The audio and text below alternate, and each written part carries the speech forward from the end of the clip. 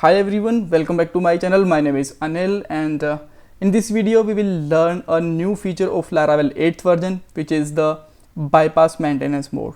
So simple maintenance mode is an old feature. You can use it in the Laravel 6 and 7 also, but they add one more property to the maintenance mode, which is bypass maintenance mode, right? So even bypass maintenance mode, we cannot learn it separately because this is a part of maintenance mode, right? So we will just cover up everything about the maintenance mode, like what is maintenance mode, how we can start it, how we can disable it, and how we can bypass it, right? So now let's get started it. As you know, these are some points that we will just learn in this video. And here you can see that my Laravel 8 is running on the browser, and here this is the command line. Here we are just started the server here, right? So we will just write here some commands here when we are just taking the bypass it, when we are just starting and stopping it. So the first question is, what is the maintenance mode? This is, you can say that we are just down our website for some time.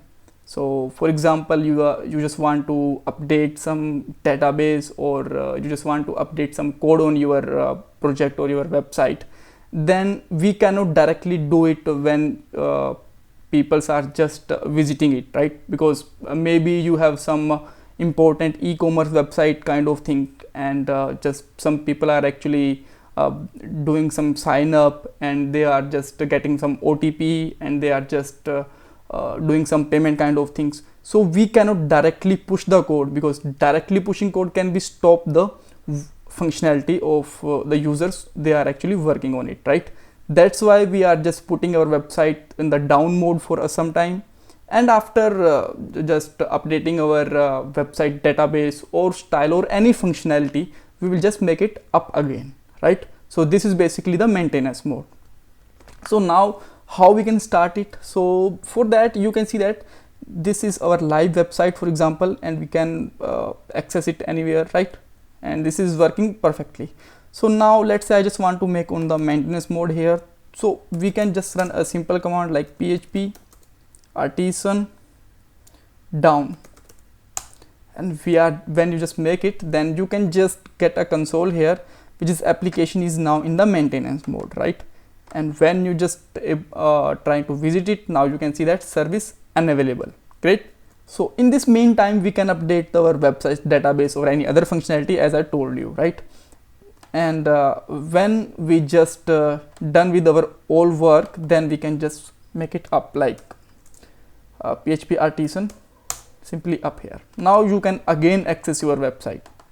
That's fine, but sometime you just want that in the downtime, you just want to see that how your website actually performing, or to the some particular user you want to provide the access in the of your website in the downtime mode also. So that in that case, you can just generate a secret code, and this secret code will help them to access the website in the downtime mode also. I will show you that how we can do it with the example, but first of all, let's see that how it's actually work. So you just run minus secret code command with the with the php artisan down, right? And this is the basically a token, or you can say that a secret code which is provided by the you, and you can just provide this to the user whom you want to access the site on a down mode time, and these user can access this token like this. So your website domain, then they can put this secret code like here, right? So now let's see how we can use it. First of all, I'm just going to generate the secret key code. So just put here php artisan down minus secret, and let's use here any secret code like xyz 1 2 3 and abc, any code that you want. And now you can again see that site is actually in the down maintenance mode. And now let's access this website in the incognito mode, because I already use the secret code here. That's why maybe this is not working here. So let's try to access in the incognito mode here, right? So that the cache is not present here. So you can easily see that this website is in the downtime mode now. So if I just put this secret code here like this, then now you can see that you are able to access this site. Even still your website in the maintenance mode, you did not up it. So if you just want to see it again, then you can just stop it and open incognito mode again, right? And you will see that without token this is not actually gonna work like this. And when we put the code here, and this is working fine till we are not closing the incognito mode, right? That's working fine. So now let's just again close it, and now you can just make it up, PHP artisan up. Now you don't need any secret code because your website is up now, and you can just directly access it here like this. So this is working fine.